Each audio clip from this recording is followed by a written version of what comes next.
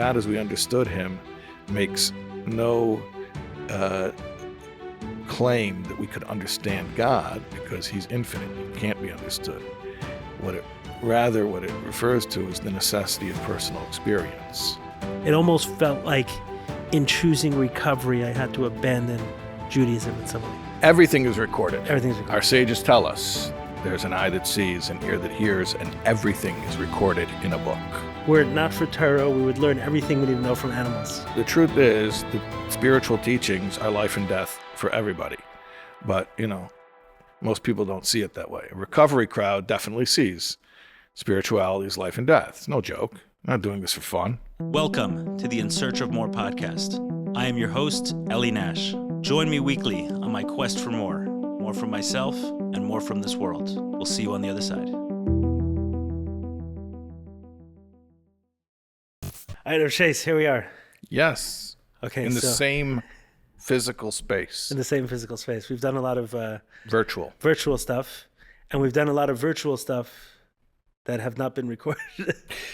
Yeah, that's right. We did a few virtual recordings that we kept just for.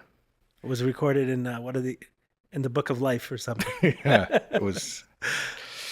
Right. It didn't make it to the hard drive. Well, in different situations, but everything is recorded. Everything's recorded. Our sages tell us there's an eye that sees, an ear that hears, and everything is recorded in a book.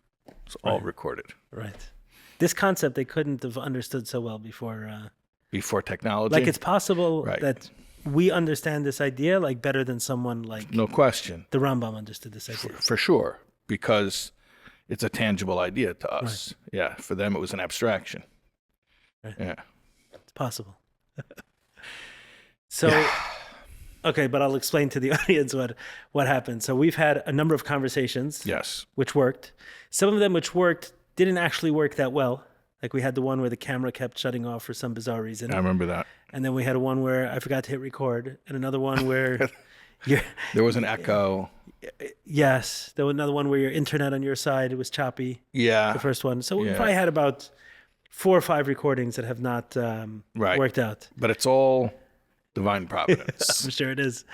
So finally I said, Rabbi Shais, maybe we're just meant to have a conversation in person. Let's push this off until you come down to Miami. We'll spend some time. Maybe we'll even do something so bold as to record 2 recordings in one day. And then the world will have it in person. So thank you for coming. Thank you for having me. We're in search of more. By the way, people should know that beautiful background back there through the window, it's like there's this whole like open area, and there's a goat that wanders around. People don't realize there's a goat wandering around the premises. The goat's a new addition. We have some chickens. I heard you got rid of the rooster. Richard told me you got rid of the rooster because he was waking people up, which is traditionally what roosters No, that wasn't the do. problem with the rooster. He would do it all times of day. He was a shicker. He didn't stop. All times a day he was cock-a-doodle doing. And then he attacked a couple of the kids. Oh, no. So we said, we got to get rid of him. Yeah. So he's gone, but we do have a few chickens. We have There's some peacocks, right? Those are not ours. Those kind of wander through. Those kind of wander through. Mm-hmm. I'll tell you something about the peacocks, which is fascinating. So you can see there's glass behind us, right? Yes. You can see this glass. So on the property, there's a lot of glass doors. The peacocks like this property because they get to look at themselves in the mirror. That is so funny. I thought it was just like a metaphor. Proud as a peacock. No. They like to primp and preen, and they really do. into themselves. Yes, they'll hang out in front of the doors, the glass doors, so that they can see themselves, and they'll often leave. And they'll like pose. Remains. But you should give them smartphones and see if they start taking selfies. Right. Give them a social media account. Right. They'll be on it all day. See what happens. Yeah, see what happens. Science experiment. Yeah. But it actually does make sense, right? There's a Jewish concept that were it not for Torah, we would learn everything we need to know from animals. So there's something to learn from the peacock. Right. So I don't know what to learn about the fact that it's the male peacock, which does the more elaborate dressing, not the female. Yeah. The male peacock is the one with the colorful feathers. Yeah. Right. I've wondered why that is. Where the male is the one who attracts the woman's attention as opposed to the woman attracting the male's attention? Correct, yeah. Yeah. I guess because among human beings, you think about it being more of a woman's courting ritual to wear colorful clothing. Yes. It's a profound question. Yeah, we don't have an answer. Maybe we have to learn from the peacocks. Maybe I For the should women stop to be- wearing all right. black and white. Maybe The women to be more subdued. I need to get like a Technicolor dream coat like Joseph. In yeshiva, I had a hard time with Dress code? the dress code, but it was too similar to everyone else, and it bothered me. So I Yeah. needed something to differentiate myself in some way. So at some point, I found a hat. It was like a $20 hat at Zara. That had a fedora. I'm like, okay, I wore that, Okay. and on holiday didn't bother me. I had a jacket that was really Just a really close to a denim jacket, but not so much. I'm sure.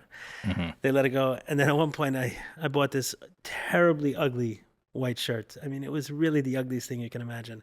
And underneath the white shirt was sewn this multicolored pattern that when you looked at it was white, but when you looked, you wondered if it was something inside? else. On the inside. So it was sewed on the inside of the white shirt, Uh-huh. a multicolored So it was pattern. technically a white shirt, So it was a white shirt. but inside it was... But you weren't quite sure what you're looking at. So you know how if someone sometimes the tzitzis will come through the white shirt and you'll Yeah, see it'll show. The black stripe will stripe. show sometimes, yeah. So it had something similar, but with a wild colored design. Right.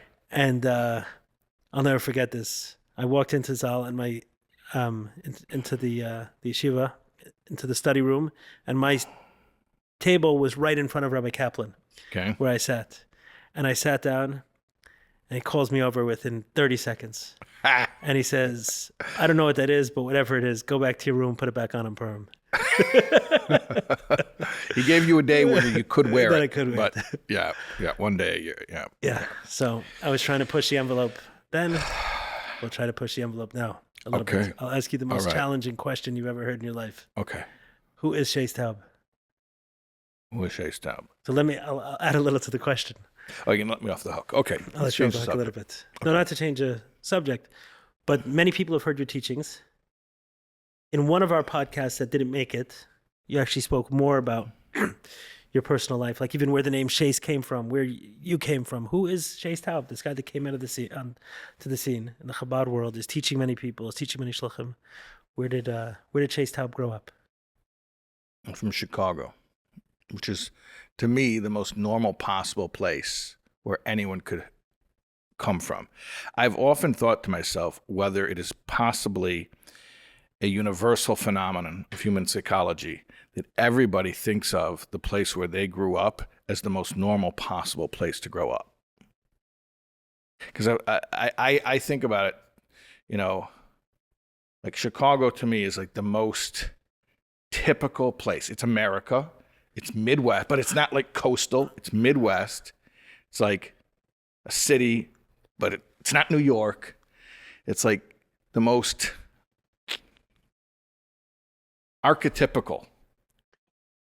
But So I think probably... You feel like it's the middle on all fronts. Yeah. It's the middle of the country. It's just the most nondescript possible place to come from.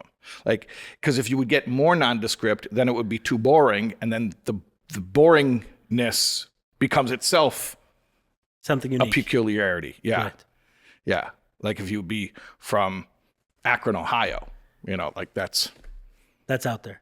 Yeah, because it's so normal that it becomes almost interesting again. Right. Someone asks, how many people live in Akron, Ohio? Yeah, exactly. Right. But no one says, how many people live in Chicago? No one asks that. Right. I Yeah. understand the point. I quite like Chicago, Yeah. as a matter of fact.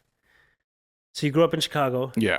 Your father was not a rabbi like you are. No, my father is a psychologist. My mother is a speech pathologist. And I grew up around, because of that, I grew up around a lot of helping others. And also, obviously, a certain intellectual depth. I'm often accused of, I take it as an accusation. I don't think most people mean it as an accusation, but people think that I have like academic credentials, and I don't. but I grew up around that kind of talk, and I grew up around books were in my home, and Right, you're accused of having too good a vocabulary for. right, yeah, right, and also people assume that I have some type of professional credentials, which I don't. My only credentials are my rabbinic ordination from 770, but obviously I did grow up around that language and that worldview, and that really shaped the way that I think. So even in terms of you speak using a lot of psychological terms, Right, I do. framework. That's where you grew up. Like that's a product of. And what's interesting, people will ask me about like modalities of therapy, for instance, and I'll be like, I don't know, and they'll get like offended, like, well, why don't you know? Don't you purport to be somewhat of an expert in that area? And I'm like, no. Like, I make sports references also when I'm teaching, if that's the metaphor that will make my point. So I'll make movie references, psychology references, literature, whatever it is, whatever metaphor will make the point. So I'm not purporting to be an expert in any of those areas. I'm a dilettante. Which means? Means a dabbler. Means somebody who knows a little tiny bit about everything. I can feign expertise in almost any subject if you don't make me talk more than 30 seconds. Understood. Well, so on some of these subjects, you've spoken way more than 30 seconds. True. Right. And people. But I didn't really speak about those subjects. I used some of the language that comes from those subjects and then spoke about the subject that I actually have studied, which is Torah and Chassidus. So I didn't really, I'll just put it like this. I didn't really have any real proper formal education until I got, I think, old enough where I could sit a little bit more. So when I did properly start learning, I had some basics, like real basics. When you started learning what, Torah? Yeah. Right. When I actually finally sat down in my 20s, like 21, and I mean, I could read. I knew how to read Hebrew, right? Right. But and I always had an intellectual mind, and I'd been around these ideas.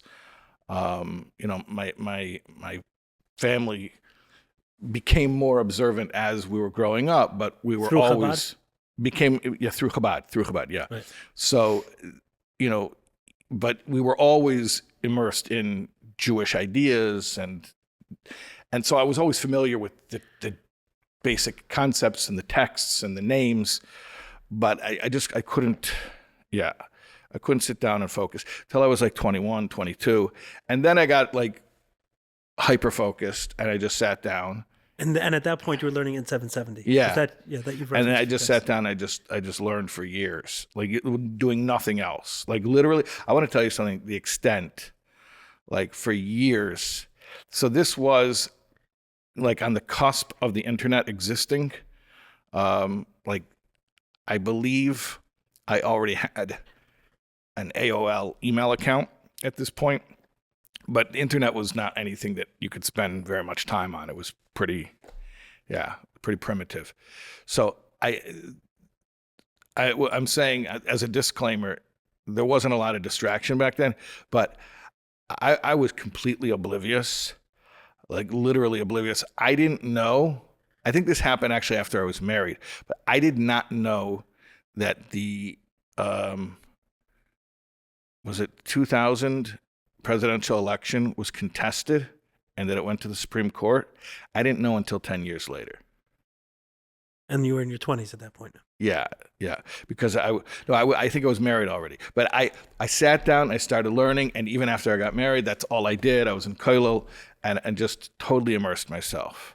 Were there some subjects that spoke to you more than others? Chassidus more than Talmud, say? Or everything? I actually went through a phase of struggling with Chassidus where I was actually going to run away from Chabad and go to a non-Chabad yeshiva because I was so frustrated with Chassidus. I said, let me just learn Talmud all day and at least I'll have success. And do you remember what was frustrating you? And this was in your 20s or earlier than that? No, this was in my 20s. Yeah.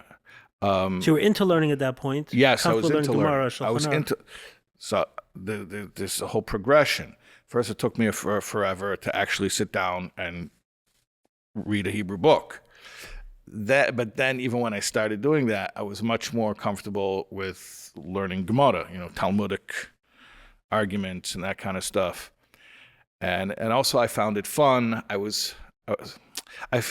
I could finally sit down and focus, I was very excited with being able to understand it.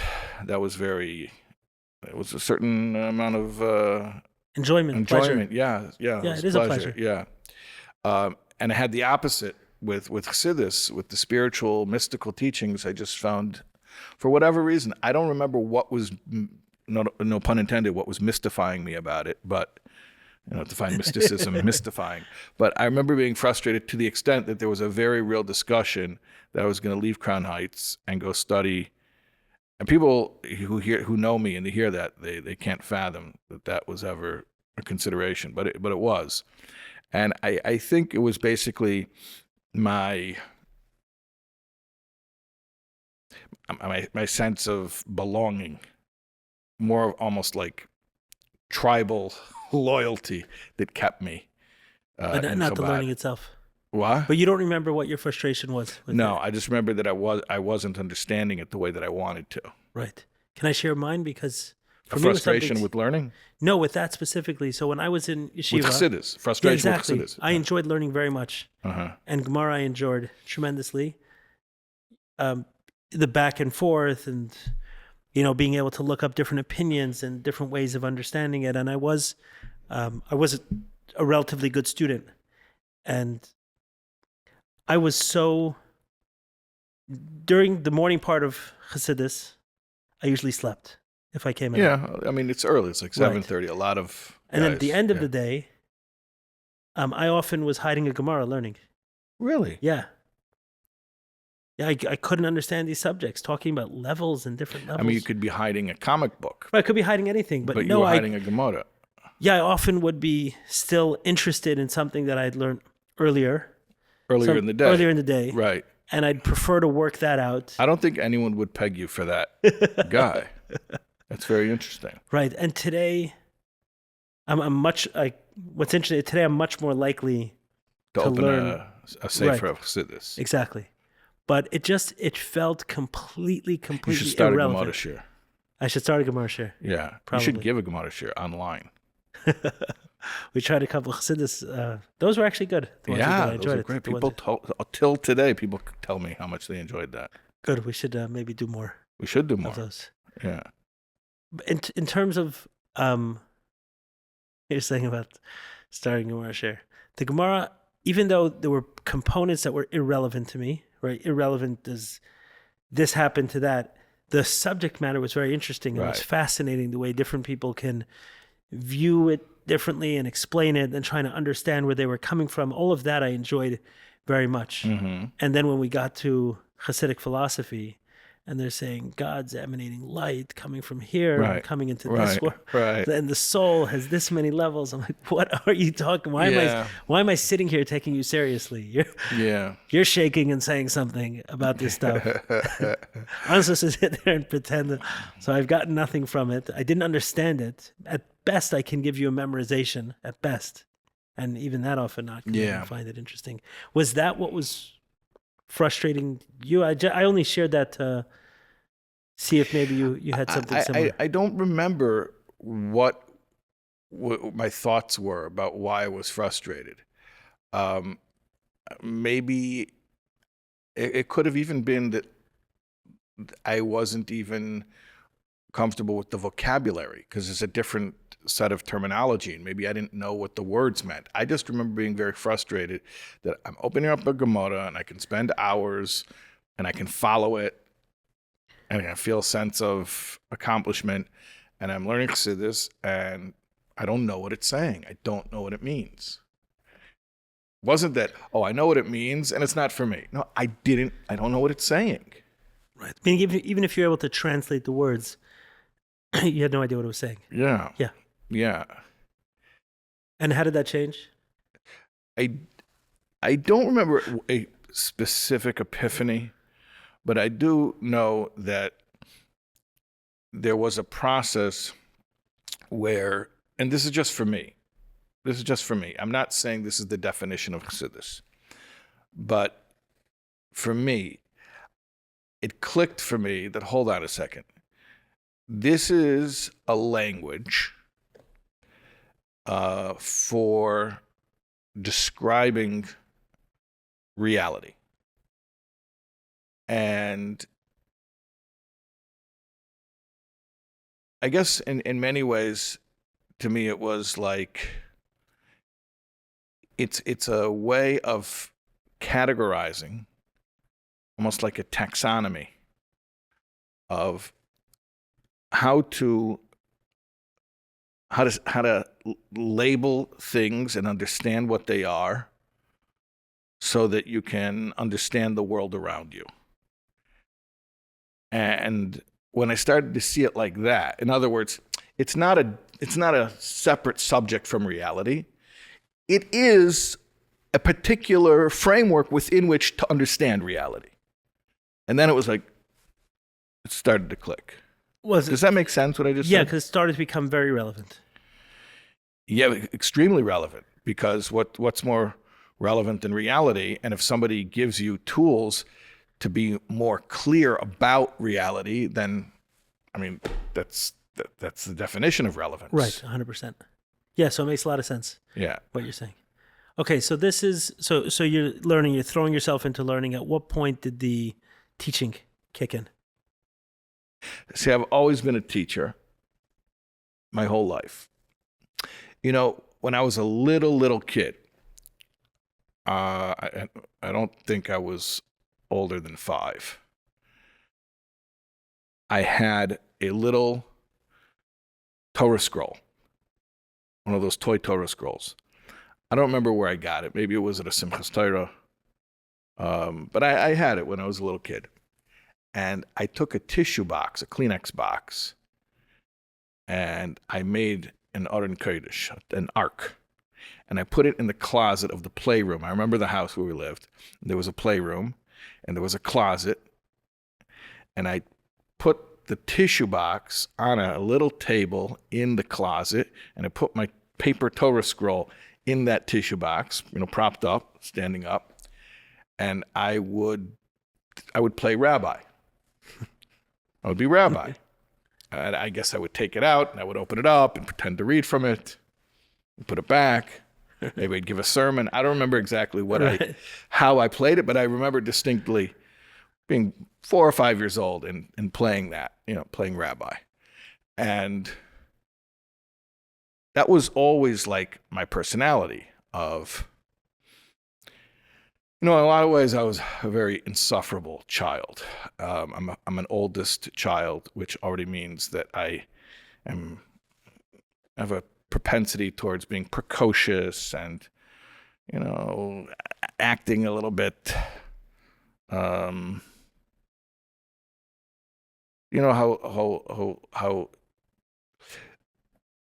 children who are verbally precocious, who have a disproportionate ability to express themselves verbally, tend to have this obnoxious quality of hanging out with adults, but they're not intellectually or emotionally deep enough to have anything relevant to share with the adults. But it's who they prefer to spend time with. Yeah, so I was always kind of like that.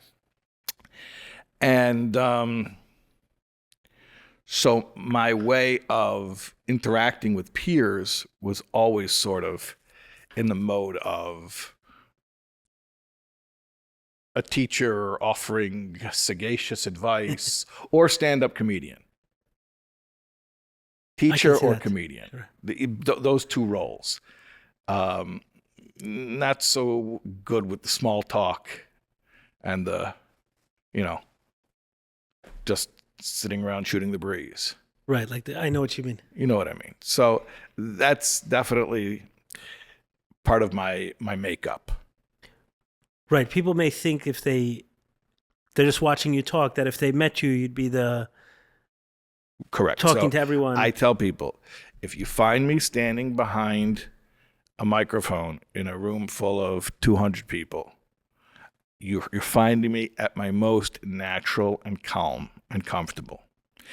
If you come over to me and you try to speak to me one-on-one, I'll try to do it because it's the Society polite thing begs. to do and it's the compassionate thing to do, but it's very hard for me. Very hard. Yeah. Right.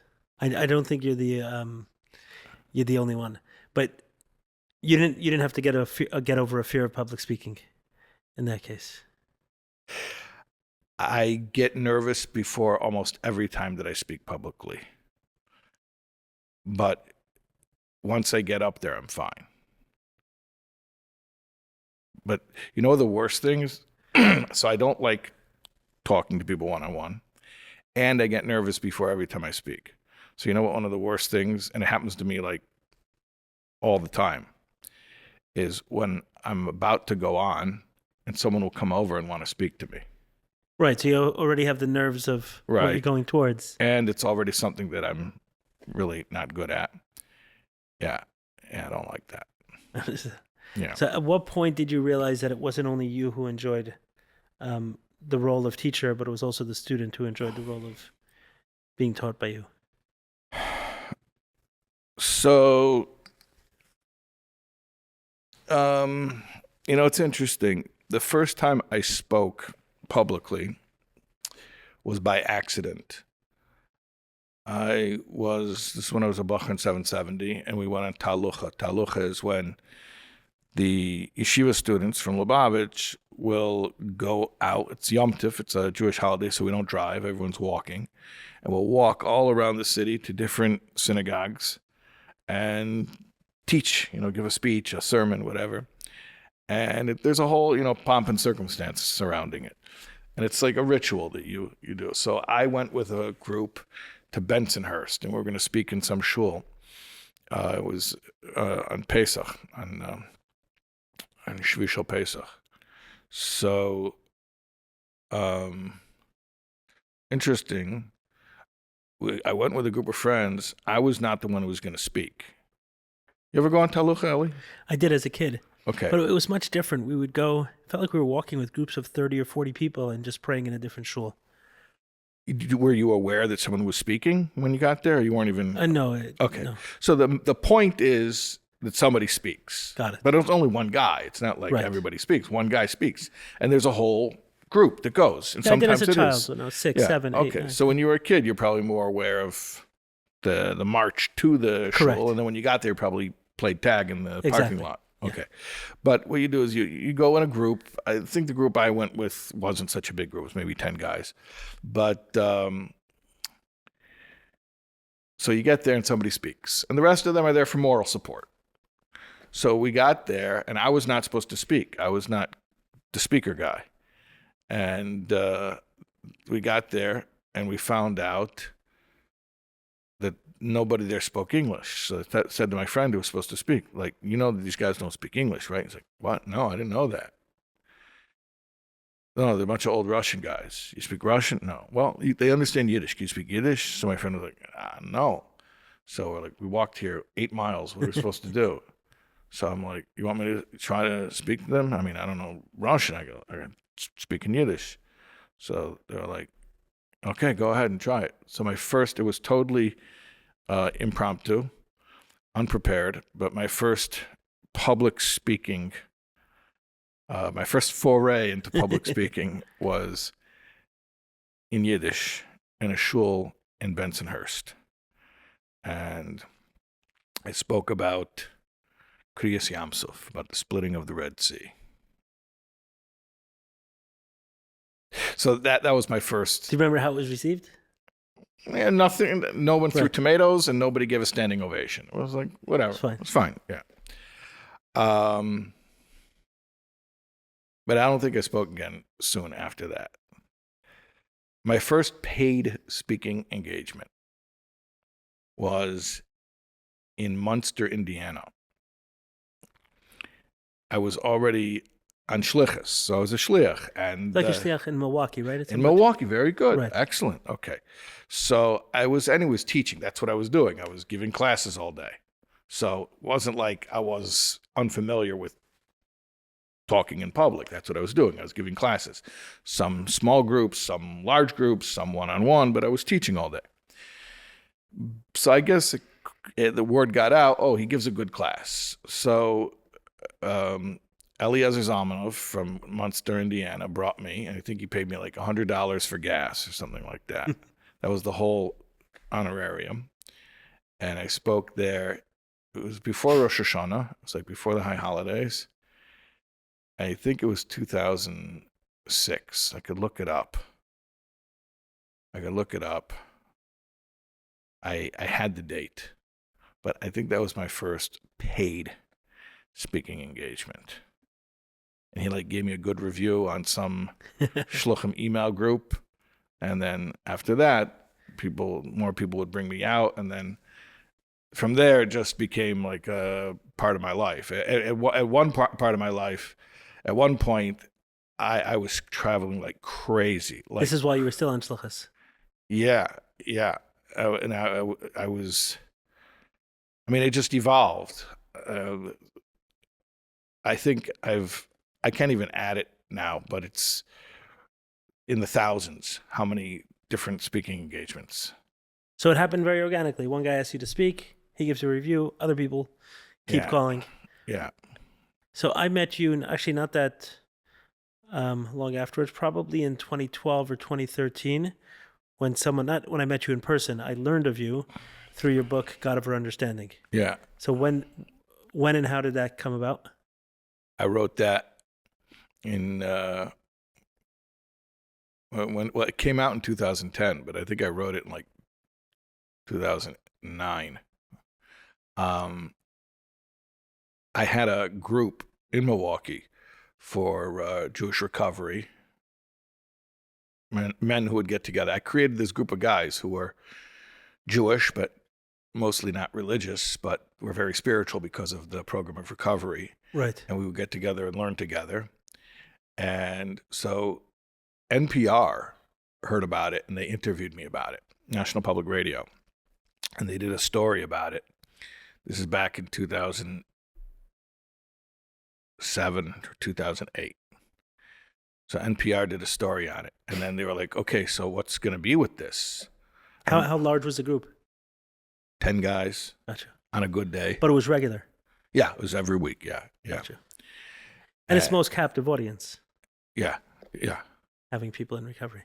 Yeah, it's the dream audience for a rabbi. That's what I tell all my colleagues. So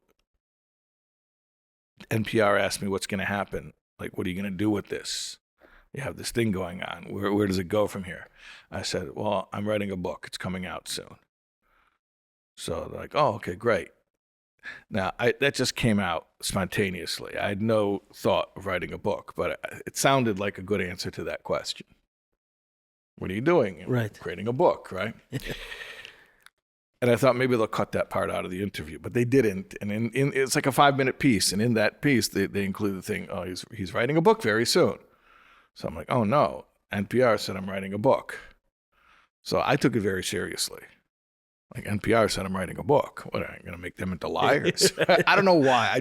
I felt that was like, maybe it was pride. Right. Like Ironically, Peacock. it was you who said. What? Ironically, it was you who said you're writing a book. Yeah, They shared it. So it wasn't them. I said it because it sounded like the right thing to say in the conversation. Sometimes I'll do that, like in a conversation, just for the sake of the flow. You say the thing. It's like ChatGPT. Okay. See, I know how the AI thinks because often I think that way. You just say the thing. ChatGPT is a language model. It doesn't know what it's saying. It's just saying what sounds good. Right. Okay. Right. So sometimes I'll just say, You don't want to let your secrets out. what? I said, you want to let your secrets out. I'm kidding. Okay, I'm not worried about it. It's okay. There's no secrets here. But so it just sounded like the logical thing. But then after I said it, I was like, well, if I don't do it now, then it's not true. Right. I can't. I like to say things that sound like they should be true, but I don't like to say things that are not true. So Right. then I needed to make it true. I understood. So then I wrote the book. That's why I wrote the book. And then the book came out. And then you read the book. Right. So I didn't realize I met you so early into your when I came across the book, I assumed that you were known for a while. This book was around for a while. I didn't understand that you had wrote that book maybe 2 years before I picked it up.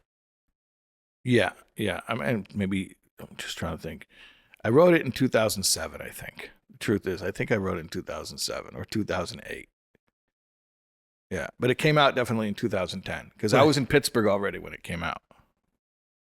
Oh, I got it. So at that point you moved, you were no longer a shliach. Right, then I was in Anymore. Pittsburgh, right. So at that point you were writing and speaking. Yeah, and I was traveling a lot. The speaking thing really picked up, and I went everywhere, like all over, like South Africa, Australia, like all over the whole world, and like I was really traveling a lot. That became my bread and butter, was the traveling and speaking. Right. I mean, that's all you were doing at that point. That's all I was doing, right. Right. And I didn't have SoulWords, I didn't have any of that, so it was all traveling and speaking.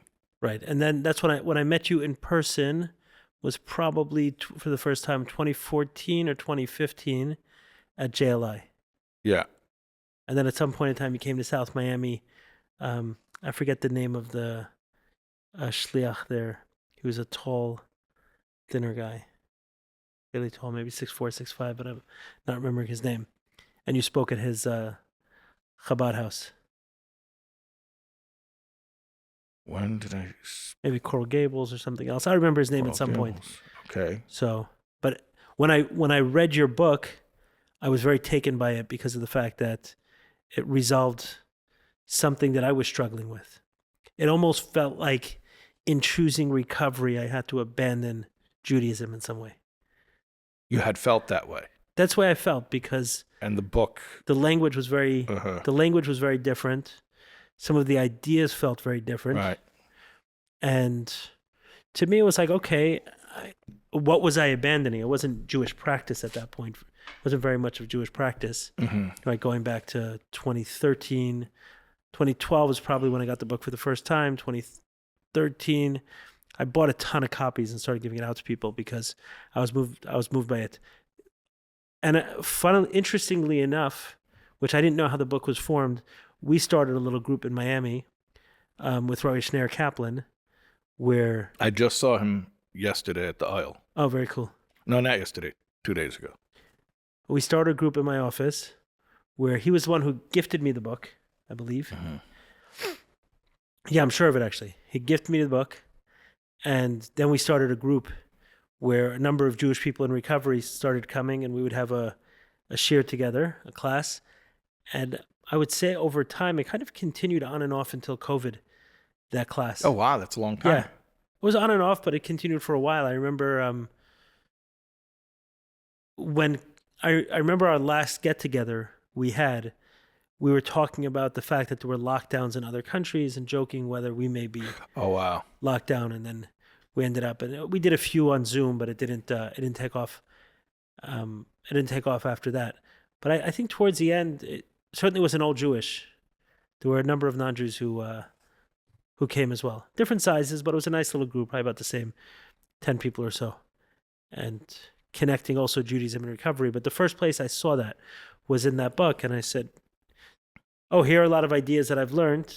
And here I'm seeing it within Judaism and some new ideas that you introduced me to throughout the course of the book. And then seeing the ideas in recovery.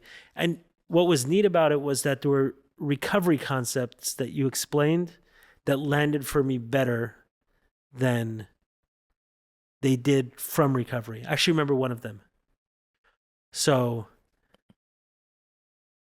it felt to a degree that this term God of our understanding was this passive instruction, the way people spoke about it. Mm-hmm.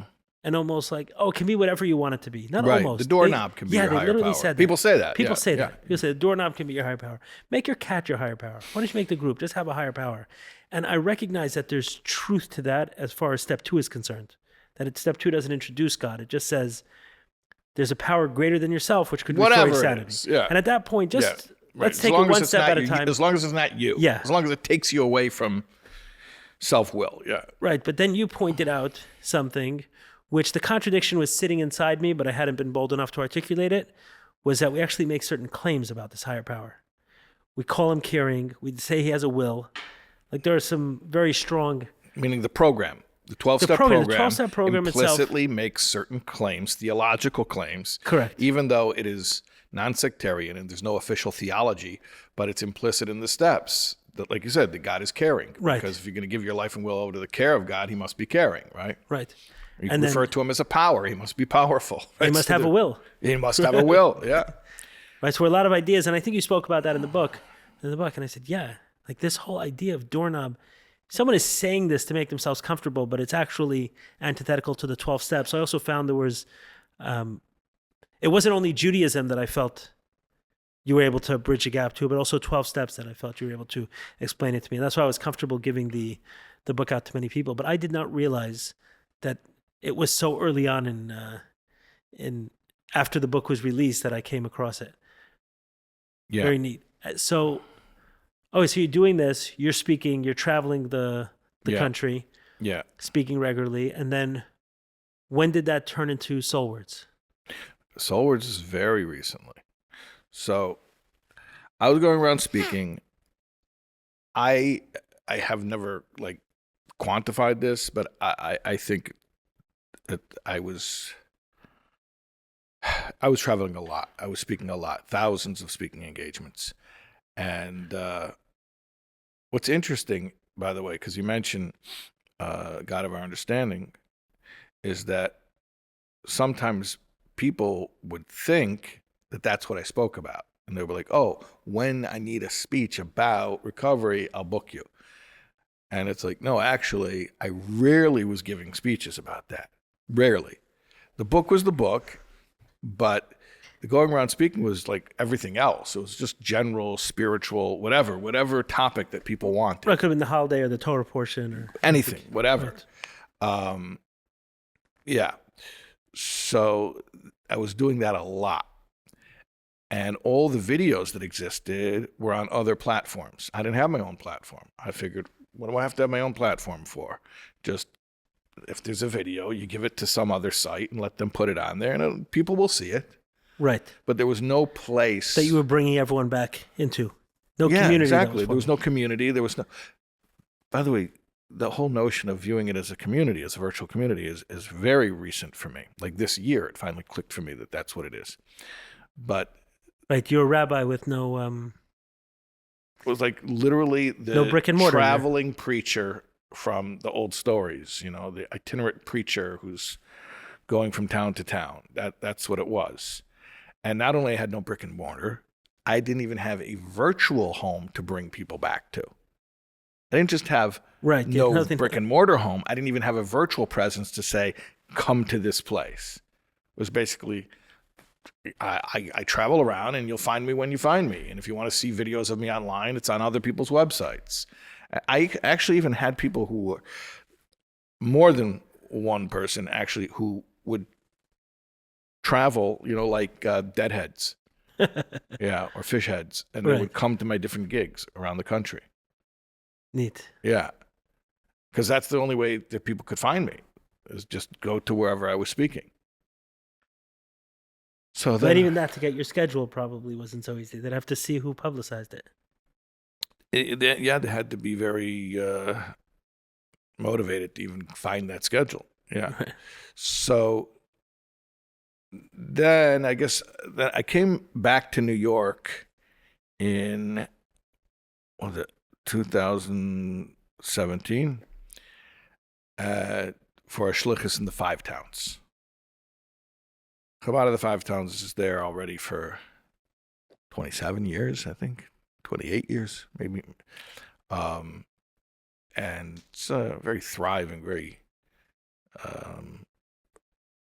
It's a Chabad house, but it has many programs. It's a very large community. And so they brought me to start giving classes locally to give classes there, with the understanding that I need to travel still. So we made that arrangement that I would have my classes locally. So I have like a place to hang my hat. I have a home. I have a shlichus.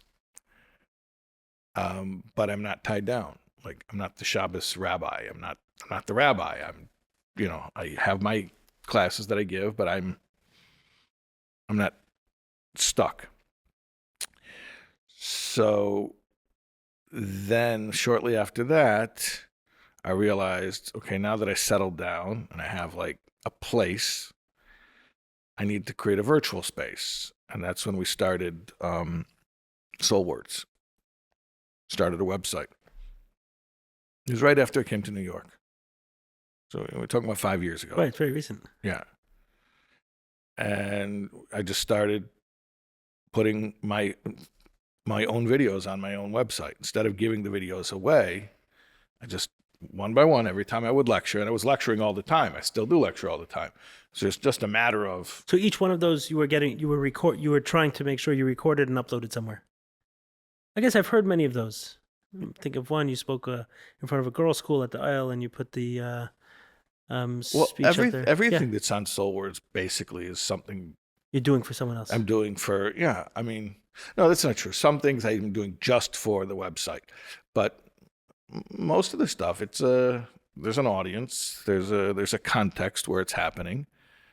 But now I have a place. So even when you to did put that, everything. you didn't see it necessarily as a place. You continued to imagine you're traveling as the main thing. Right, correct. And saying, hey, why don't I have a repository of information? Exactly. Right. So it was more of a database than a community. Yes, exactly. Like I told you, it was really recent that it clicked for me. And we always come back to the subject of fundraising whenever we're together. But the fundraising is what helped it click for me. We've spoken about this many times. Seems like we always come back to this subject, that fundraising is not just about money. Of course, it's about money. Im ein kamach ein Torah. If you don't have flour, meaning material stuff, then Right. you can't proliferate Torah study. But if you don't have dough. Yeah, if you don't have dough, exactly. Yeah. I got a night job in the bakery. I need the dough. I need the dough. I need the dough. What do you want from me? I need the dough. Okay. So, but as I was fundraising, so on two counts. First of all, when there's the big donors and you have to tell them, what are you doing? I mean, if it's just, I'm archiving a bunch of stuff so that it exists, it's not such a compelling narrative. Right.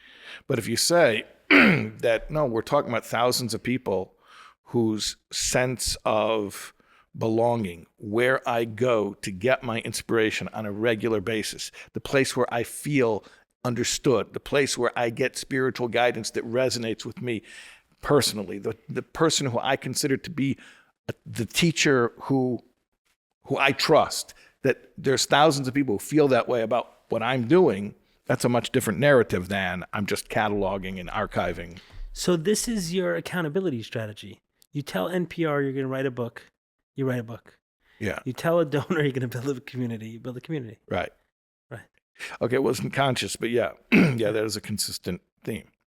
Oh, but the other part of it is, so then the community is, there's why fundraising made the community thing click for me is because there's the small donors. Small donors are the people who give $18. Mm. And you remember that I was very, very proud about the fact that last time I did a campaign, 1,200 or so donors. Yeah, it was crazy. I mean, we had a goal of seeing, and it was a dream. It was like really ambitious, really, really aspirational. Could we get 1,000 donors? And we had 1,200. We had over 1,200 unique donors, cool. Which is pretty cool. So I began to realize that to get 1,200 people to give, it can't just be, give me some money so I can pay for videographers and servers to have this stuff online. It has to be, the word is community. It has to be pay into something that not just you receive benefit from, but something that you belong to. Right. You belong to this. Right. Right. And so the fundraising really did help in a lot of ways for that idea to gel in my mind that this is a community, albeit a virtual one. Although I do have dreams of doing some actual events in physical space, in person. Yeah. Yeah, I want to make like retreats and You have a lot of greenery back here. yeah, you have a lot of space. Could do a tent thing. Yeah. You could put like No, you know what you can do back here? So it was set up previously. We'd have to finish setting up a little the bit more. RV garage. The RV. So all the land was dug up and replanted in such a way that it shouldn't get ruined by RVs driving over it. It's flat, so RVs can drive comfortably over it without getting ruined. And you won't see it in the camera, but if you see all the way back there towards the end of the property, you see poles. Yeah, I did. Yeah. Yeah. So those poles Oh, those are power? They're meant for power. The power has not been run, but they were set up. So you can park an RV there. Exactly. Okay. Park So more than one RV, multiple RVs. we could have like a RV fest over here. Right. That's a thought. Yeah. So, I mean, we did one of those. COVID. It was one of the first parties. The We first did a little in-person Shabbaton. parties. Yeah, we had like a In-person events. It was by invitation. It was a smaller group. Right. It wasn't that small. I mean, No, but 40, 50 people. Yeah. Yeah. It was nice we did that event. And then COVID obviously changed your business as well or changed your organization as well because Very then the much so. traveling. Very much so. Yep. Yeah. So today you do not much traveling. I still travel a lot more than a normal person, but not a quarter as much as what I used to do. And also because now I'm in New York the past 5 years, I would say 80 to 90% of my speaking engagements are a drive away because just that's where the people are, the metro area. So I'm not getting on a plane as often as I used to. Okay. So in the spirit of saying what you do and then working to create that happen, what is it that SoulWords is creating in the world? What's it doing? I understand the community. Yeah. Is it just for the community itself that you're offering something? No. Or is there a larger objective? No, obviously it's beyond our little community. There is an objective. I mean, there's a mission statement. It sounds corny, at least it sounds corny to me, but the whole thing of SoulWords, that's a real concept. Soul means the energy. Words are the containers. Words limit, but they limit in a way that gives expression. They reveal through concealing. You have to pick something, or you've picked nothing. Right. So you take the soul, which is sort of abstract, intangible, maybe even impossible to express on its own, and you limit it, you put it in a box, which inherently means you lose a certain... Right. You know which word I love in Which this word? language? Ineffable. Ineffable. Yes. Yeah. It's a great word. Yeah, it is. That is a great word. Yes. So spirituality is inherently ineffable. Ineffable. Yeah. It is. It's like, maybe I shouldn't say it. It's uneffable. What is it? Uneffable.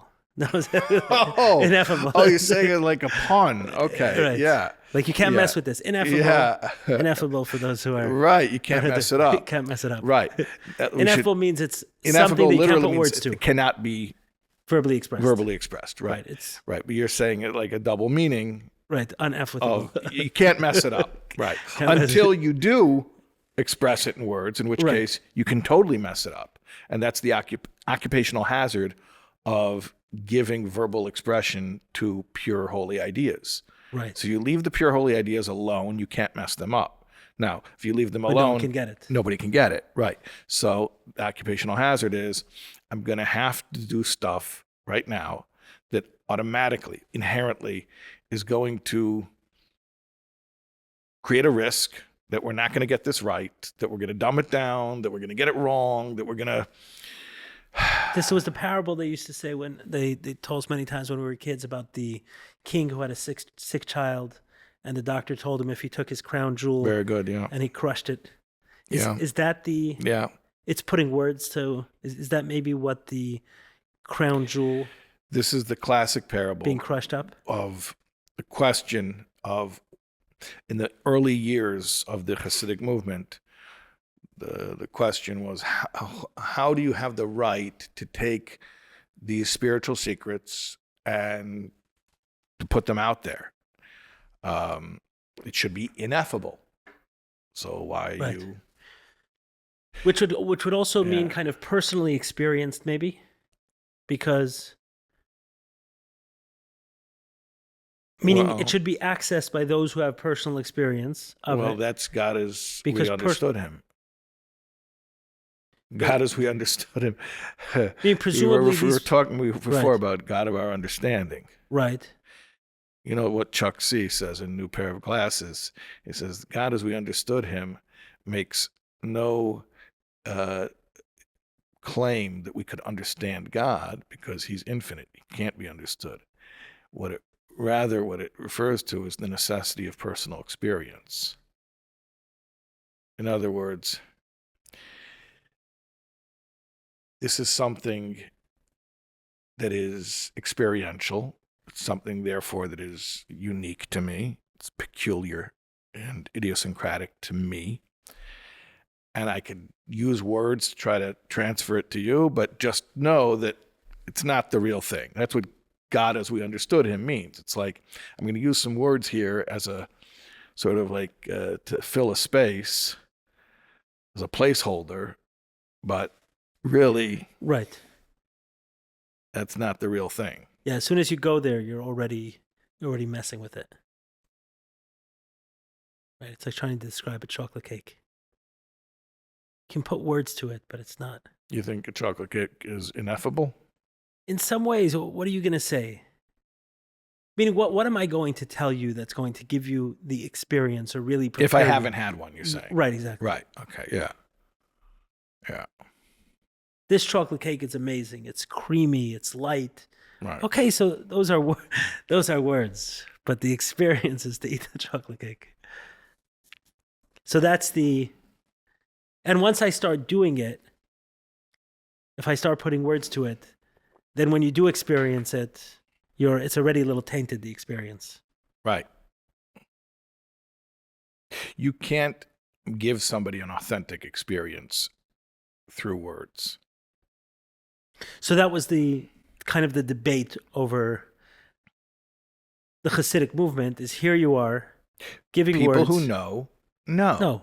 Right. And if you don't know, telling you about it's not going to help. And the Baal Shem Tov said, no, let's do this differently. Right. So the Baal Shem Tov was the one who began popularizing, or I don't think the word really should be popularizing, but he started taking mystical concepts and putting them into a format that was accessible by the uninitiated. And then each of his successors in subsequent generations pushed the envelope more. The story you're referring to took place with the Baal Shem Tov's successor. There was a particular affront that offended somebody, was that the students used to write the mystical teachings on papers. It wasn't even for publication. It was just for their own use. And one of these papers was flying down the street and tumbling in the gutter. And somebody saw it and was very taken aback. He said, you're taking the secrets of the Torah and causing them to be disgraced. So the Alter Rebbe, the first Rebbe of Chabad, who was a student of the Baal Shem Tov, defended the practice with the story, the parable about there was a king, and the king had a son, and the son became sick, and nobody could cure him. And then one wise man appeared and said, there is one cure for what your son has. What is it? It is a certain jewel that has medicinal property. You have to crush that jewel, and you make a solution out of it, and then you drink that medicine, and that cures the problem your son has. So the king says, great, let's do it. Money is no object. And the wise man says, well, it's such a rare stone, I really only know of one place to procure it from. He says, where? He says, it's the center jewel of your crown. So he's like, dilemma. Should I ruin my crown and save my son? He's like, ruin the crown, save my son. He says, but hold on a second. It's not so simple. He's so sick at this point that we may crush the jewel for naught, because I can't even, you have to take this orally, and I don't even think he'll swallow it. Most of it will just dribble down his chin. The king says, you know what? Risk it, because if it will get into his throat and save him, then it's worth it. So it's worth the risk to take the crown jewel and crush the crown jewel. It's worth it. So, I mean, the Alter Rebbe said it as a parable. He didn't even explain what it means, because it was understood, but I'll just spell it out, that the crown jewel is, the crown is the Torah. The crown jewel, the special jewel which has special beauty, are the secrets of the Torah, mysticism, Kabbalah. Crushing it means making it available in ways that regular people can access those ideas. Putting words to it, yeah, and regular words, right? Not just the Kabbalistic jargon, which is very much it's an argot, it's an expertise, it's an expert language. The Kabbalistic terminology is not accessible language. It's like reading a medical journal. Like today, you can go online, you can read academic articles, medical journals. I mean, you can't make heads or tails of it. It doesn't mean anything to you if you're not versed in that world. That's what Kabbalah is like. So you can't make any sense of what it means. So it's safe. Kabbalah is safe. Like no one can really misinterpret it unless they're going to really take liberties, because you don't know what it's talking about. But Chassidus is written in metaphors and examples, and using the human experience as the reference point for spiritual phenomena. And it's dangerous because people might actually misunderstand it. Happens all the time. Yeah, sure. Yeah. But the argument was that if the prince doesn't get the medicine, he's going to die. So the argument was that we're not proliferating these secrets for the fun of it. We're doing it because if we don't, we're going to lose the Jewish people. That was the argument. That it is life or death, which brings me back to, you're talking about the recovery audience. Yes. Okay. So the truth is that spiritual teachings are life and death for everybody.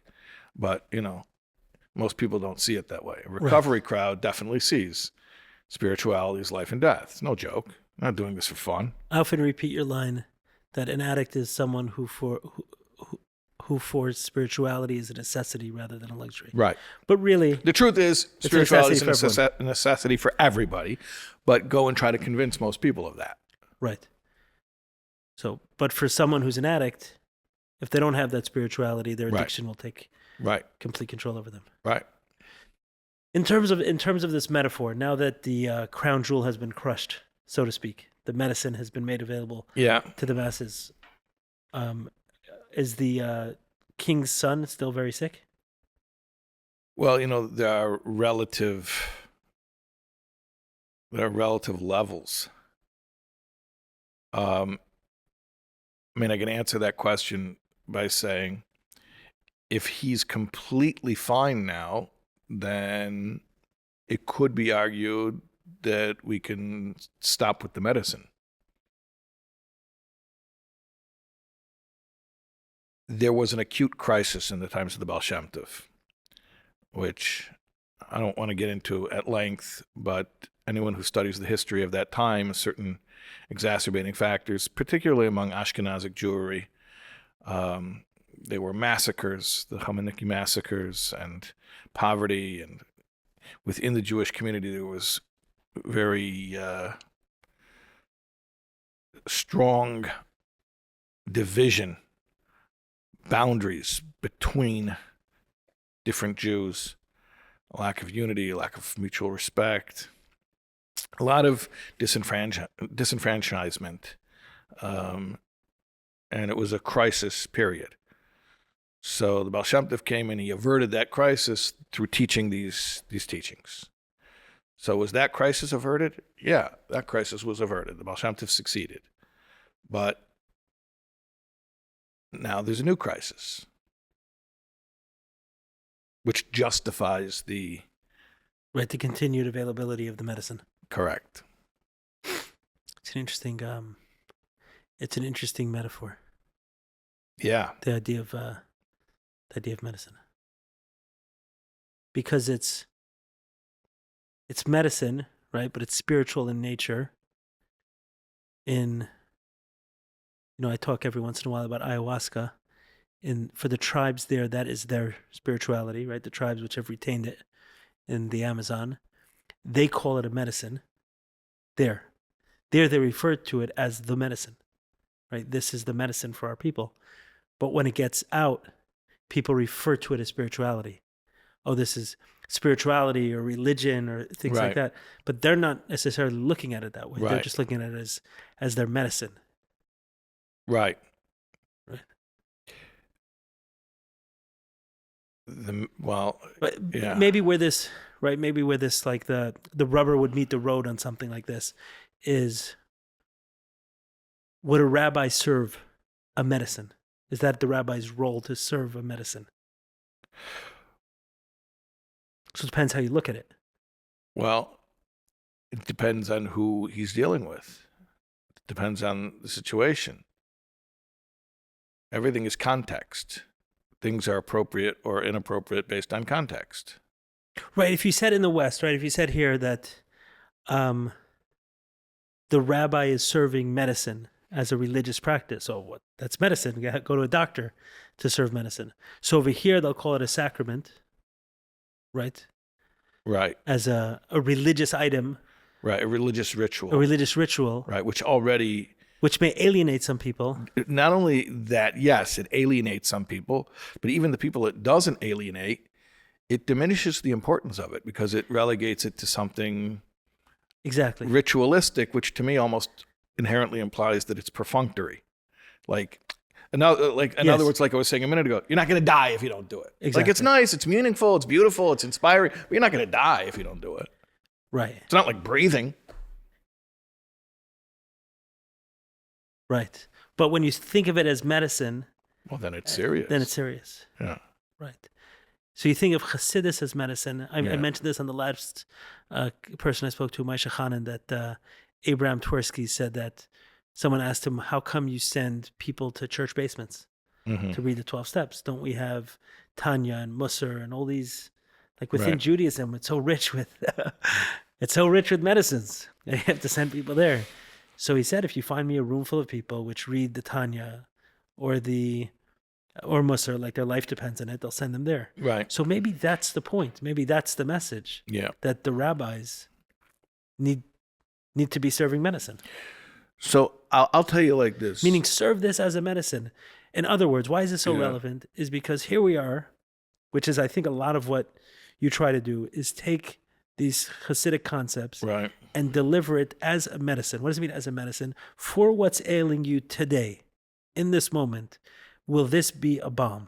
Will this be BALM? Will this be soothing? Will this be healing in some way? Right? Yeah, that's correct. That's what we need to bring back. The rabbi is healer, the healer is rabbi. Yeah. This might be off-putting for some people to hear me speak this way, but obviously as somebody who puts out content, I do evaluate whether or not it was successful. Okay. And I have different metrics for success. It's not all about how many clicks it got. I mean, there's quality and there's quantity, but I do pay attention. Obviously, I am aware, like you're a supporter, the first thing you ask me is not how many views did a video get, but it is something you're interested in, right? How many people actually are watching, right? So, like I said, this might be off-putting to some people, but I have gone through a thought process about how popular certain things are or are not.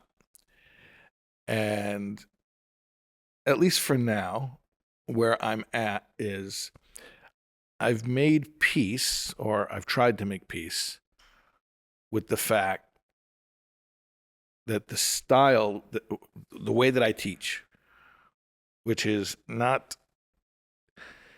it's not a deliberate style. It's not like I chose to teach this way. It's organic. It's just like this is how I think, and this is how I share, and this is who I am.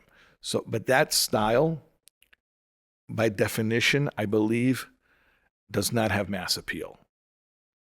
And the goal is not how many people, the maximum amount of people I can reach, because it's not for the masses. Who's attracted to my stuff? I mean, I didn't pay a firm to come in and research this. And I'm sure if I wanted to spend a few $100,000, I could get some type of real study done and tell me exactly. If I were like selling soft drinks, I would spend millions of dollars, and I would research who is buying my soft drink, who's buying my gym shoe, who is buying my car. Right. Okay, so but but anecdotally, I interact with enough people in real life and online. I mean, I get emails, I get texts, direct messages. I mean, I meet people on the street. I know who's consuming my content. Ellie, would you guess that there's a profile, a typical profile of a person who gravitates toward my stuff? Yeah. Yeah. Yeah. What kind of person would you think it is? I'd assume more female than male. Yeah, it skews more female. Correct. What? Yes. More female.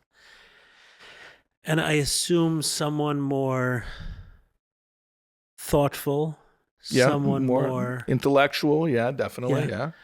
But maybe there's a time period also that they're going through. Meaning, so the same person going through a more difficult period is more likely to consume your content than going through a more peaceful period. I say this all the time. Rarely do people reach out to me on a normal day. I have a very skewed view of the world because most people interact with me when they're having the dark night of the soul. Yes. Okay, but keep going. You're so far everything you said is correct. And I think that I think it's someone. I guess this goes hand in hand, but kind of the more someone gets into it, the more they'll get out of it. Meaning, there are guys, let's take like a Jordan Peterson, okay, as an example. I saw you did a video on him, where a lot of people may be his fans simply because of the fact that they saw his short clips, or maybe these 4 or 5 minute clips where he argued with someone. I mean, it's very shallow. I'm not saying his content is shallow. No, their relationship with him. They couldn't articulate what his worldview is. Correct. They saw a few clips that they liked, and they're fans. Yeah, I think it's a testament to him that he can deliver himself. He can concentrate himself into a small clip, and you can get a flavor of who he is or his public persona. Whereas I don't know that that's the case with you. I don't know that if someone watches a few short clips of you, they'll really understand who you are and what you're trying to deliver. That it's that someone who comes back again and again and again and eventually develops an appreciation for a style of thinking, an approach to content, to struggle. It's deeper. It's more thoughtful. It's less sensational. And why is somebody looking for it? Why is that the type of content they're looking for? I imagine they feel a need in some way. Exactly. Right. And this need, to some degree, or at least in some context, can be classified as life or death. Meaning they've come to a place in life, like you described before, where they're in a situation, or they're intense people like me, like really sensitive and intense, and like the world itself is an inhospitable place for me, right? So those people are on that same wavelength where they're not looking for quick inspiration. They are looking for, to use a word here that we've been using, they're looking for medicine. Understood. Okay, so that has a certain limited reach. And like I said, I've made peace to some extent with the idea that the way that I think and the way that I share, which is, people who know me in real life will tell you, Okay, I will tell you something that sounds cynical, but I don't mean it to be cynical. Most public figures do not act in real life the way that you see them delivering a lecture or whatever. Just they don't. That's not how real people are. And some people, that the discrepancy between who they really are, and I'm not calling them like fakers. I'm just saying there's a certain way that you speak in day-to-day life, and there's a certain way, certain affectations of oratory, how you present yourself, and it's a in that context, that's how it's considered to be. That's the genre. That's the format. I'm not really that different. Like, the way that I present myself publicly, I would say is 99% the way that I would speak in real life. So like I'm saying, it's not something that I'm deliberately doing. It just is the way I am.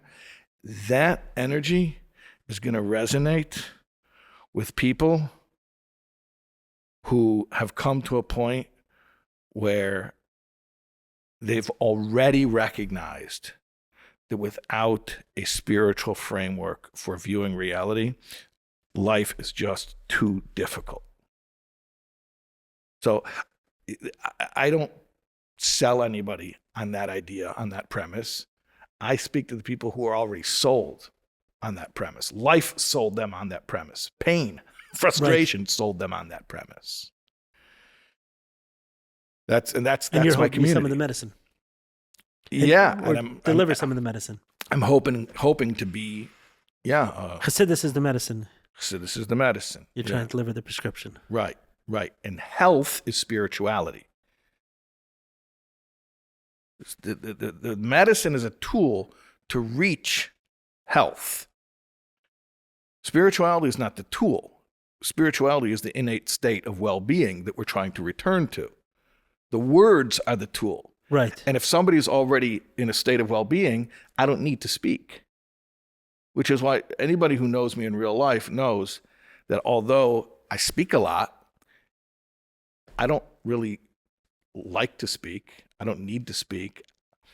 I'm that kind of guy who is excited when somebody says, "Hey, say a few words."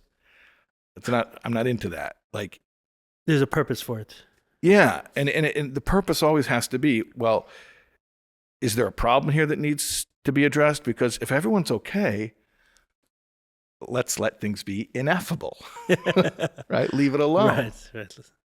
Let's like even right now, I'm talking with you, and I'm thinking to myself, like my intention in the back of my mind the entire time is, what am I saying that's an improvement upon silence? Because really, I don't feel like it's a given that I should just open up my mouth and start talking, that inherently has value. I think to myself, at least, on some level, is there any value to talking right now? I mean, look, you're my friend. I would be happy to sit and hang out with you, but there's a camera. I am aware that there's a camera. There's a microphone in my face. I know this is being recorded. I know this is getting uploaded at some point. I know people are watching it. So I'm thinking to myself. Hopefully.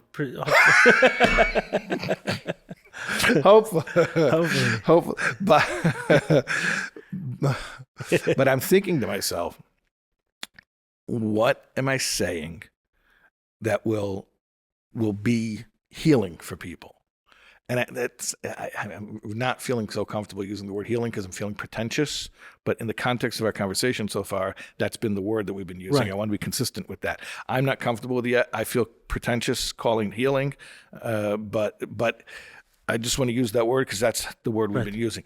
Is it healing? Meaning to say, on the most basic level, if I'm not offering wisdom, can I at least offer validation? Like sometimes I don't have anything new to say. I don't have anything to say that you haven't heard before, but it's validating just to hear somebody say something in their own way that you also experience. We're like, oh yeah, somebody else also thinks like that. That's a lot of what I do, by the way. It's just validate someone's experience. Yeah. You know what? Someone asked me for a tagline for In Search of More, so I've been thinking about what that is. And I don't have the perfect words yet for it, but the concept was essentially giving permission for humans to be human. Mm-hmm. Which I guess is similar to validating someone's experience. I think what you do is, because you talk to a lot of different types of people, and you could ask, like, is there a coherent theme? Is there like a underlying common denominator? Because there's so much different stuff that you Right. talk about, so many different types of people. And I think that is pretty accurate to say you're just looking at different aspects of being human, and people using different modalities to try to do that well, and with the success and with the failure, with the trial and error. And even if people don't learn one new thing, at least they're validated by seeing so many people who are also trying to do their best to live life And struggling with it. Right. The human, it's amazing to me that I can still get an email from someone saying, thank you so much for talking about porn addiction. Like, I finally feel like I can talk about someone right who struggles with it. And it's like, wow, we're in 2023. And with a couple of searches, you can find out that one of the most downloaded content on the internet is pornography. You can kind of, as someone who's in that world, can kind of see, like, there's no shortage right to content that's out there, but somehow the person in that can feel so alone. That's very ironic. Right. It's the most pervasive problem, and yet Right. the guy going through it feels so alone. And That's it takes funny. someone Wow. spelling it out. Like, yes, when you're signing on to these sites, Yeah. and they're the most visited sites, Right. that's other human beings. right. Statistically, there's got to be Right. someone in the world who feels the same. Right. Yeah, that's so funny. Right. But somehow people can still feel alone with it. Wow. So sometimes this needs to be spelled out. So yes. Wow. Yeah.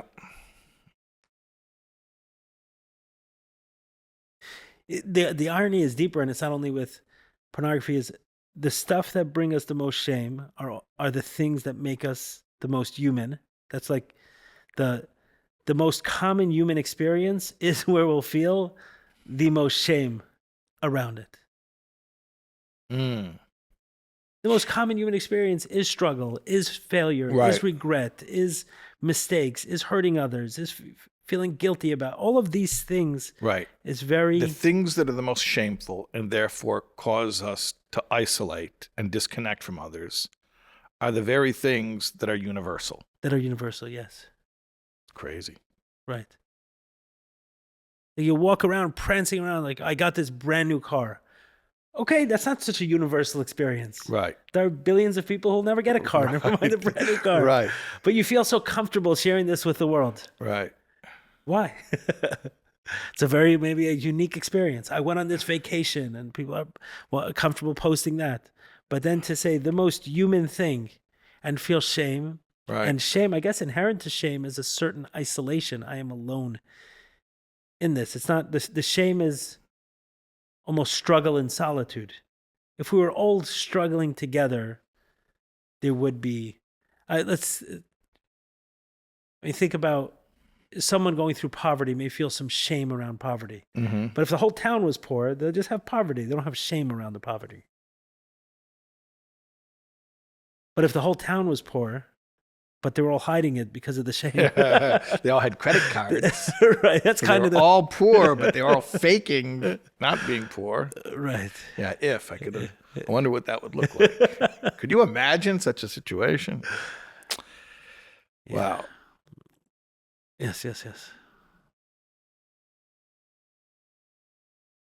You know, I mentioned earlier that I'm not good with small talk, and I'm much better in a room full of hundreds of people than I am one-on-one. It's a struggle for me. It is a struggle for me. It's something that I maybe you would even classify it as a disability, but it's something that I don't naturally value. And therefore, this might sound ridiculous, but I'll say it with the intention in the back of my mind that perhaps someone out there will be validated by hearing it. I think everybody else, I feel very alone here. I'm the only guy who didn't get this, right? I'm playing into what you described, but I don't really believe I'm the only guy. If I really thought I was the only guy, I wouldn't talk about it. I believe there's probably two guys who will relate to this and they're watching right now. Okay. But because of that, it really took me decades. I'm not 50 yet. I'm not even 49 yet. Actually, I have a birthday coming up soon. I'll be 49. So I'm not that old, but it's only recently, like literally the past couple of years, that I'm starting to value human connection and to realize how important human relationships are to spiritual wellness. Because to me, like, people are part of the problem. The problem is the world is an unpredictable place. The world is at some point in my life I would have classified the world as a scary place. Certainly as a child, the world scared me. I don't have that acute sense of the world being dangerous anymore that I had when I was a child, but definitely it's an uncomfortable, going out into the world among people. Just the stimuli can be draining. So it's, and then people are part of that because they'll come over to you, they'll talk to you, they'll want things from you. Right. So all of that is draining. And then spirituality is like the medicine. Well, we said it's not the medicine. The language of spirituality is the medicine. Spirituality is the wellness. Right. So I need a language for spirituality to talk myself into a state of real, I would call it bittul. That's the Hasidic term for it, but like self-transcendence, before I can tolerate the world and the people that are in the world. So my goal, meaning how I achieve normalcy, is through self-transcendence. That's the way that I view it. Interacting with people is like a chore that the self-transcendence enables me to be able to tolerate long enough to be able to conform with social norms. That's how I view it. Can't there be a form of self-transcendence in the interaction? So that's what I'm only recently beginning to learn, is that the ultimate self-transcendence is in the interaction. And that really, it's not that I need spirituality. So it's not transcending this way, it's transcending this way. Right. Horizontal connections that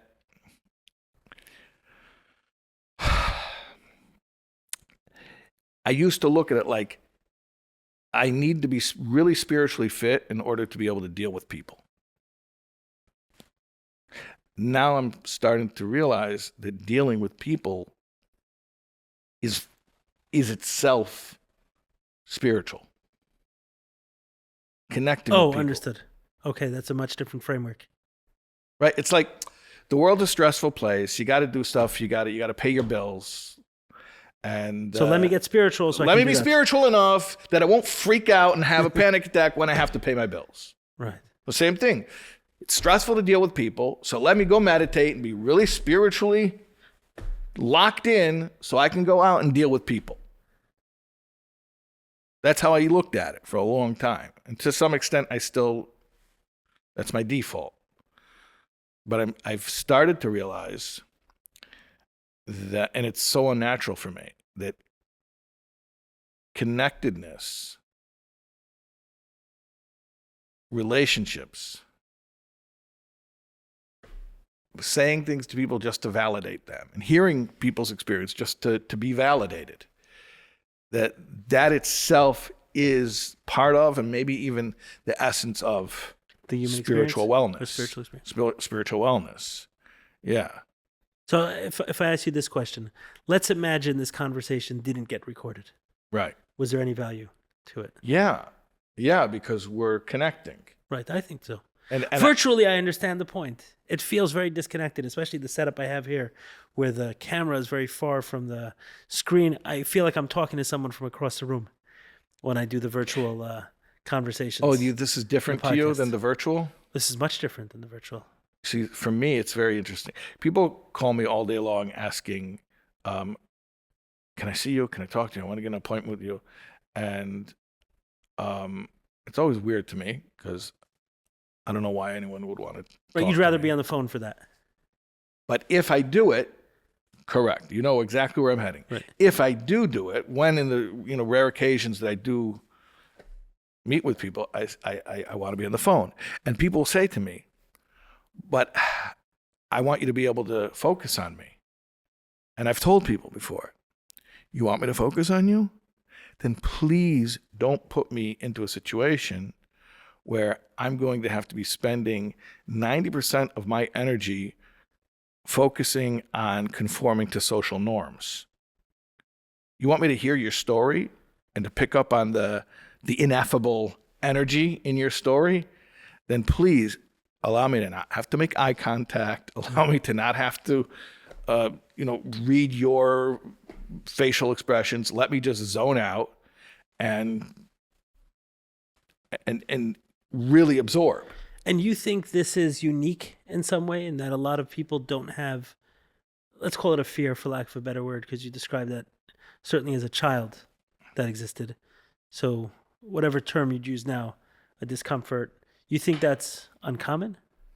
I don't think it's super uncommon. I think that there's a lot of people like this. I don't think it's the norm. Right. When I speak to people about anxiety, I'd have to say one of the most I hear about is the term social anxiety. I mean, it's up there. Or thinking about the 12 promises in the 12 steps, Fear the of 12 people. promises, fear of people and of economic insecurity will leave us. Right. Like those, Yeah. those two. Yeah, and it's interesting because over there, it does sort of describe that the fear of people is the problem and that the spiritual awakening is going to alleviate that. But then, so in that context, it's speaking about connecting with other people as sort of the problem, and the spirituality comes and, fixes that. Right. So they say our children are our greatest teachers. Yeah, right. Students are greatest teachers, children are greatest teachers. So I connected to something from my son a while ago, my oldest son, Samuel. When he was about 3 years old, so I would say 2 years ago, I dropped him off at school. And what I started noticing are the things that bothered me about things he was doing, and paying attention to that stuff that's bothering me and say, okay, what is that? What is that inside me? And I'm connecting it to what something you said earlier, kind of scrolling up in the conversation a little bit. So every time he went to school, he would run to his teacher. Okay. And he also often had relationships with older kids. Okay. He had a much easier time with 7-year-olds than he had with 3-year-olds. That bothered you. And I'm he's noticing gravitating towards older kids and adults. But not about, where are you going with this? Not about any risk. No, exactly what I was talking about before, about the obnoxious, precocious personality. Wait, is that your oldest? Yes, he's not this way as much anymore, but it was bothering me. Yeah. Oh, you said oldest, right? Earlier. Yeah, the little adult. Oh, interesting. The clinical term for it is a nerd. Okay, go ahead. Yeah. Don't call it that. No, I'm the nerd. No, I'm telling you. I know. I'm talking about my son. So it was bothering me. And I was wondering, why is it bothering me? Yeah. What is this thing that was bothering me? And what I noticed as I reflected on it is that most of my relationships were unequal in some way. There was employer-employee, sponsor-sponsee, Right. mentor-mentee, father-son. Like all of these unequal The relationships. vertical relationships. Exactly. Right. And on either side of it, I was You don't quite mind comfortable. being above or below, as Correct. long as it's clear who's Right. in which place. Yeah. Exactly. Yeah. And it was these mutual relationships more. A spouse, I would also a brother, add to that a partner. is that, and this is an area where you excel, is that being a donor, a supporter. Correct. That's another. It's clear what the relationship is. And there may be some reciprocation, but then, so you switch, Correct. right? So I'm on top, you're on the bottom. Oh, and then when there's reciprocation, so then you get on the top, I'll go on the bottom. Yeah, I had a coach I worked with, and sometimes he would say, Ellie, can you help me with the money problem? Right, And then so I would then you coach flip. him. Right. Right. Yeah, for But that. to both simultaneously be at the same level of need and vulnerability, wow. Right. Right. And that's what I felt I was learning from him was I'm seeing this and it's rubbing up against me and I'm saying, hey, that exists in me as well, is that those unequal relationships. And I said, okay, I got to work on the relationship with my wife, relationship with siblings, relationship with my business partner, people who are in a more equal relationship, more horizontal relationship, equals maybe the wrong word, more horizontal relationship, and build it from there. Like that's the work that I felt I needed to focus in on. And now if he does it, I don't notice. I don't think he does it anymore, my son. He definitely doesn't run to his teachers anymore like that. Maybe older kids, but I don't see it as much. You think that when you had that insight, that somehow there was a shift in him? I think so. Maybe he was spiritually saddled with a mission, and then the mission was complete. I believe it's plausible. I believe it. Yeah, I believe it. Yeah. Meaning he had to push your buttons until you did that inner work. Yeah, and then he had no reason to do it anymore. Right. Yeah, I believe that stuff happens. Yeah. Yeah. All right. This was great.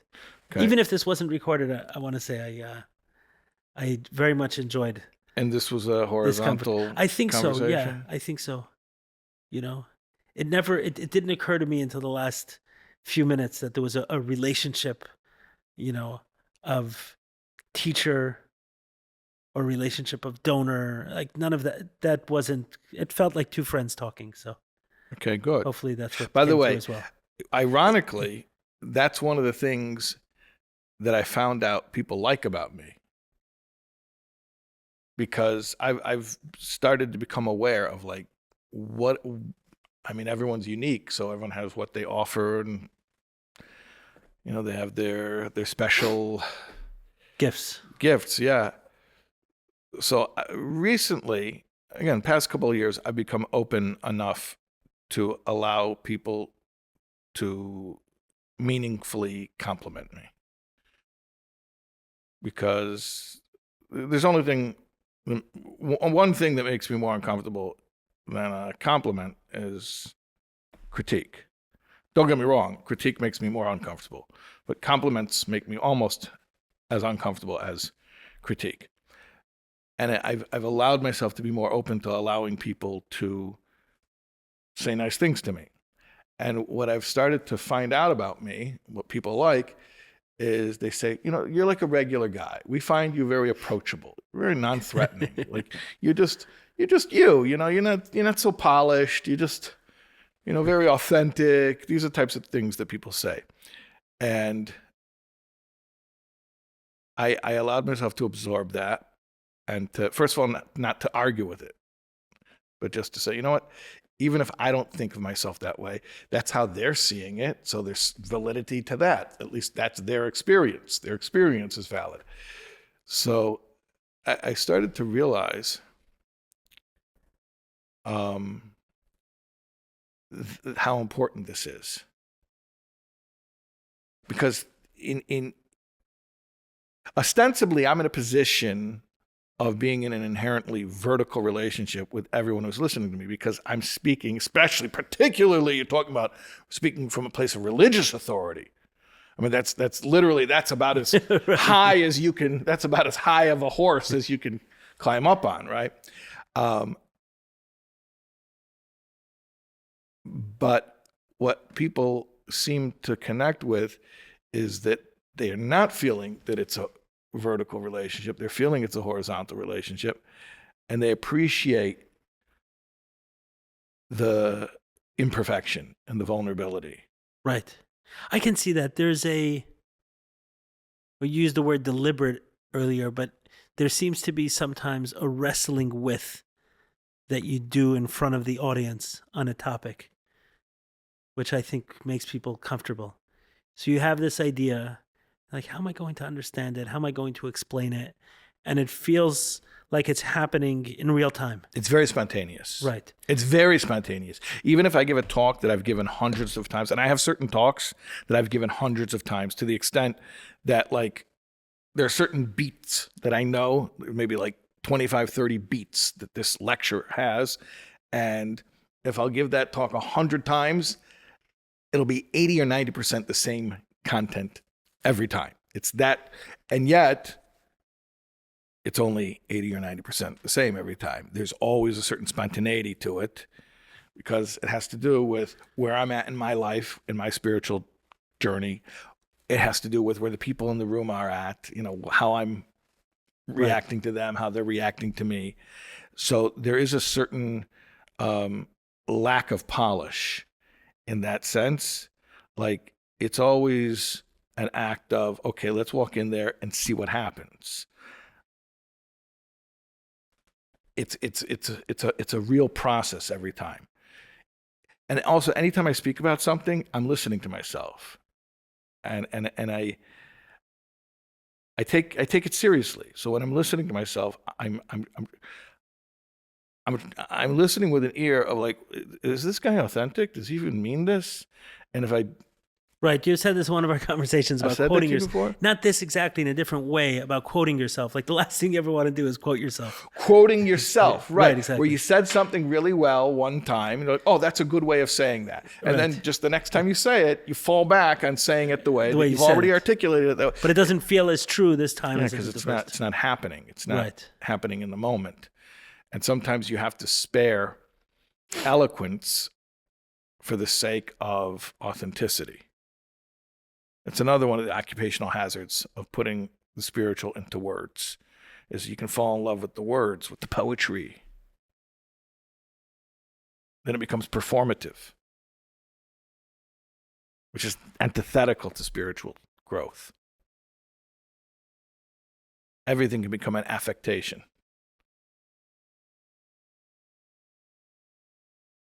Something that was an act of spontaneity that becomes ritualized, almost becomes very antithesis of what it's meant to be. Right. It almost feels like the concept of having spiritual rituals is, how good could you get at this? That you can bring something